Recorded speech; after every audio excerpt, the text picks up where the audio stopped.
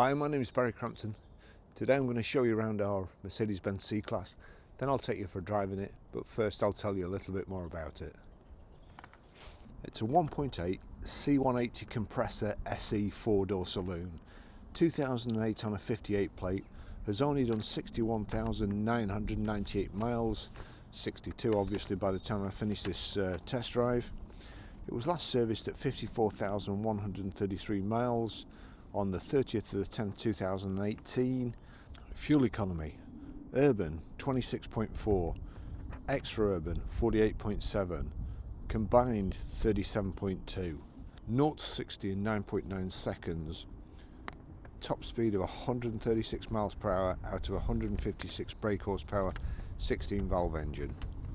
It's MOT'd until the 12th of the 9th 2020, 6 months road tax is £165 and 12 months is £300. It's a really nice car, finished in red with grey cloth upholstery, good specification, nothing too fancy, just all the stuff that you need. What I always like to see on Mercedes-Benz is the little kind of roundel there on the bonnet. It just finishes them off. Mercedes doesn't seem like a Mercedes without that to me. We've got 7-spoke alloy wheels there, colour-coded door mirrors, the aluminium brightwork around the top of the windows, but the gloss black meeting the bodywork.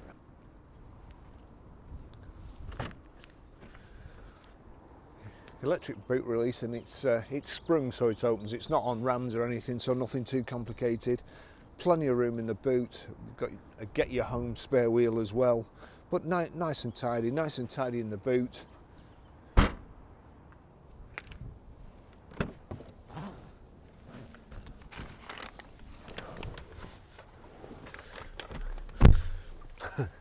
I did attempt to get in once, but I couldn't. So I've had to move my seat forward. But anyway, now I have done. There's plenty of room. Probably not so much for the driver, but I won't be sitting in the back too often. It's a good car for perhaps a smaller family, 2 smaller kids or something, or 2 not so big drivers. But nice and comfortable in the back, plenty of headroom, leg room when the seats move forward. It's got good thick Mercedes-Benz carpets on, and they're all like new, lovely in the back, and it's got the ISOFIX child seat anchor points in the back here with 3 inertia reel belts. I'll just take you for a ride in it.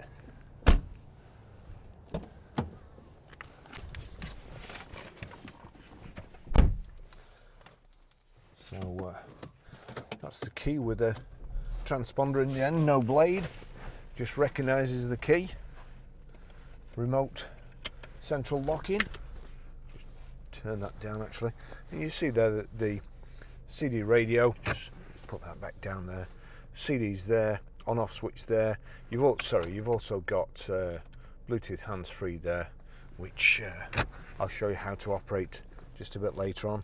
Cup holders. Let's see if we can. Height and reach adjustable steering wheel.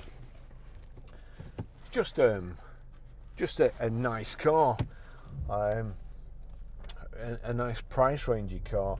It is bright from the outside, looks lovely with a private plate on. You wouldn't really know how old it is if you're worried about the neighbours. Lovely car, drives great, nice inside, nothing flashy. It's got cloth seats, which in all honesty I think are more comfortable than the leather seats. And if anything, the one thing that Mercedes-Benz don't seem to be able to do is make a nice leather interior. Don't get me wrong, it's okay, but I just don't think they have this ability to make leather look like plastic. And they've done the best to make plastic look like leather with their Artico leather. So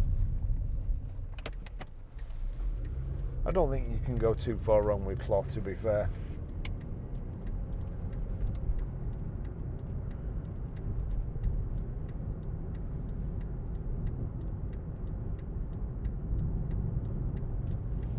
Nice comfortable drive from Mercedes-Benz as well.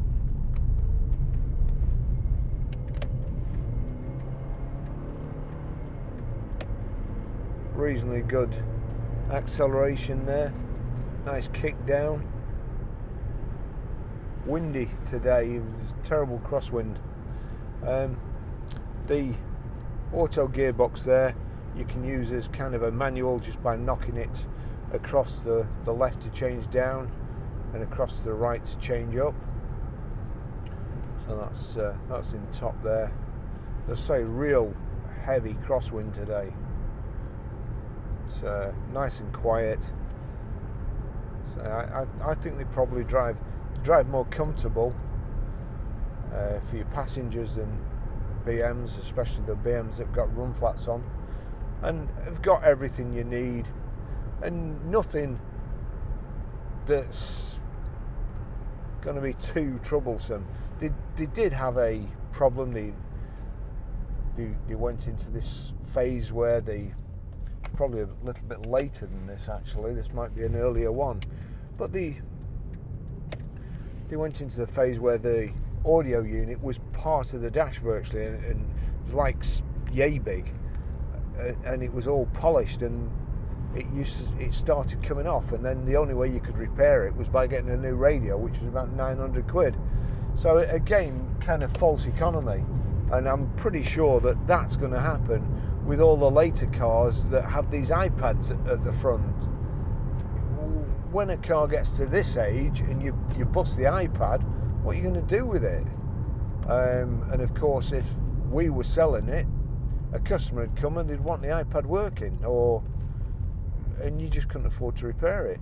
Now, I can understand mechanical things and safety aspects. We go through those religiously, but cars are getting too complicated, and each component costs too much money. In fact, I wouldn't be surprised if you costed out a car that retails now brand new for about £30,000, and then you tried to buy each part of it.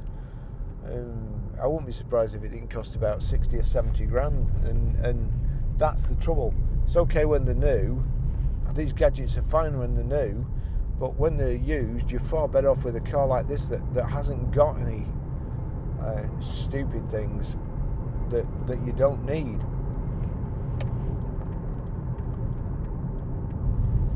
I'll guess where you're going, mate, don't worry.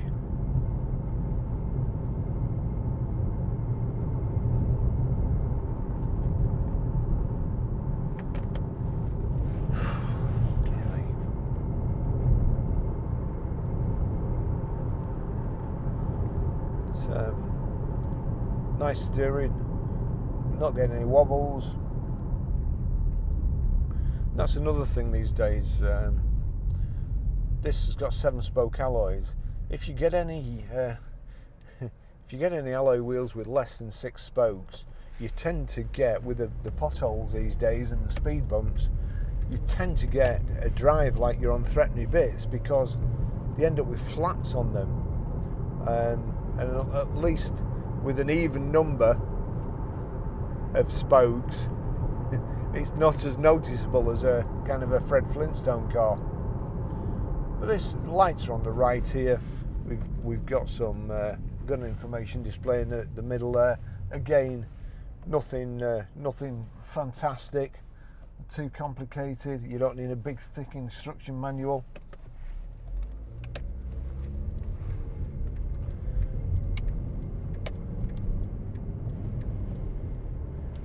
Nice smooth gearbox.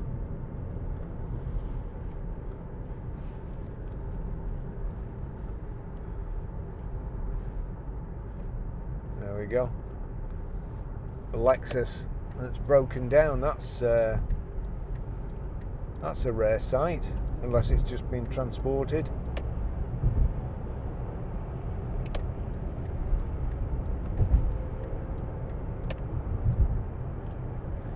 So we've got cruise control and speed limiter here. There's a possibility I'm not going to be able to use it. If this FedEx guy pulls over, the moment I'm a lorry sandwich, which I don't like being. Alright, we'll get past. So there we go, 70 miles an hour. Cruise control is on. It's just clicked on at 69, so I'll knock it up one.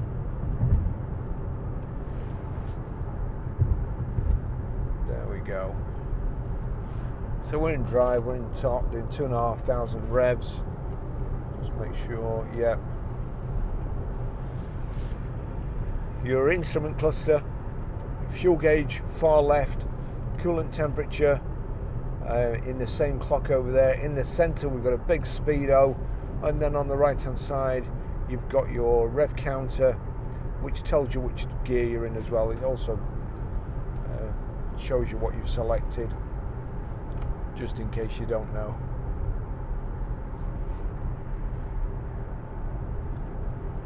Just going to tuck in a minute.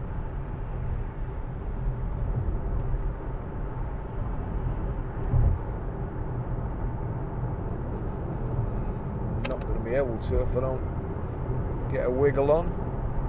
Everybody's bunched up. Crikey. At this rate I'm going to end up in Scotland.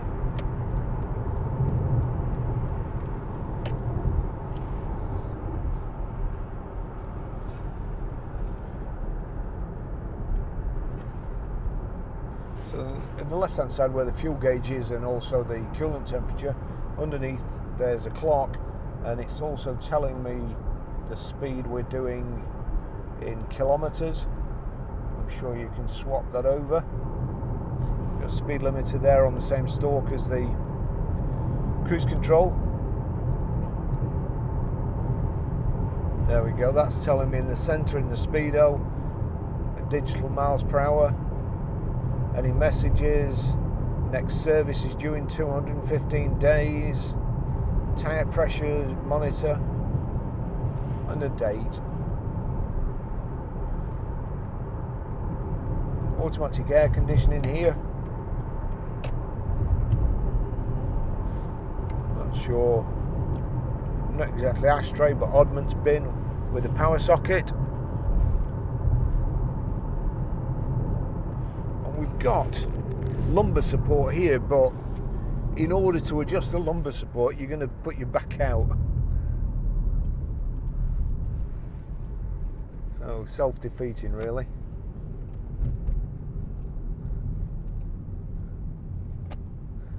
I'm sure that said Bedrock on the side there. It must be isn't that where Fred Flintstone lived, with a threepenny bit wheels on his car.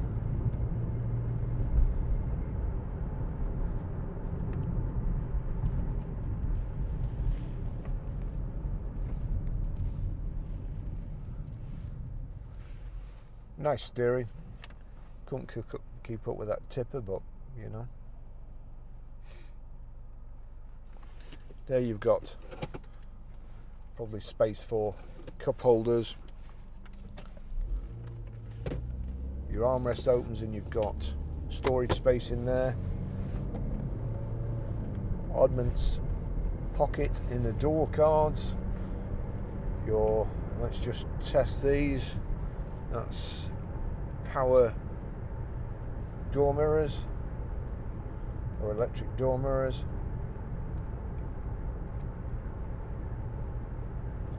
Again, a lot of the cars, the door mirrors seize up, and the reason they seize up, they're usually one driver, the guy jumps in or the lady jumps in, sets the mirrors the first day they pick the car up from the showroom, and then unless somebody bumps them, don't have any need to do it again.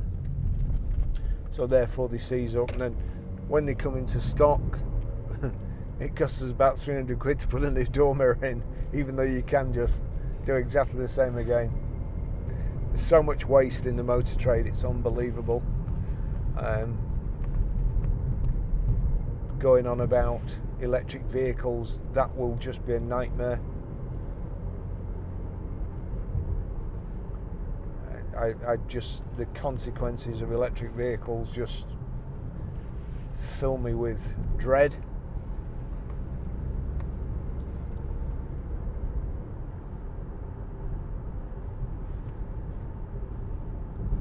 You've got nice cars like this, which will probably still be going in 2035 when all the electric vehicles and the hybrids that we've sold so far are queued up at a charger.